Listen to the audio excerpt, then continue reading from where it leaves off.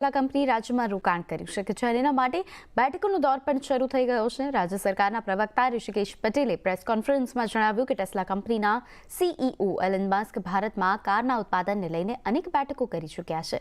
ટેસ્લાનું production unit ગુજરાતમાં સ્થપાય તે માટે રાજ્ય સરકાર પ્રયત્ન કરી રહી છે। ઋષિકેશ પટેલે વધુમાં જણાવ્યું કે એલન મસ્કના મનમાં ગુજરાત વસેલું હોય તેવું લાગી રહ્યું છે। ટેસ્લા માટે ગુજરાત ખૂબ આશાવાદી છે। એલન મસ્કનું પહેલું ડેસ્ટિનેશન છે ગુજરાત। તેમણે ઉમેર્યું કે જ્યારે જગ્યા શોધવાની વાત કરવામાં આવે ત્યારે ગુજરાત પ્રાથમિકતામાં આવે છે। જો કે આ અંગે ટૂંક સમયમાં આધિકારિક જાહેરાત કરવામાં આવશે। રાજ્યમાં આગામી દિવસોમાં વાઇબ્રન્ટ ગુજરાત સમિટનું આયોજન થવા જઈ રહ્યું છે, જેમાં દેશભરમાંથી રોકાણકારો આવી રહ્યા છે।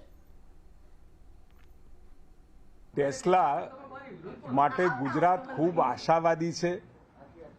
એલન મસ્કજીનું ગુજરાત એ પહેલું ડેસ્ટિનેશન એમના મનની અંદર બેઠેલું છે। જ્યારે જગ્યાઓ શોધવાનો અથવા તો જગ્યાઓ માટે ભારતનો સર્વે કર્યો એટલે એમના મનમાં ગુજરાત વસેલું એવું દેખાય છે અને કદાચ ટૂંક સમયમાં એ બાબતની જાહેરાત પણ થશે।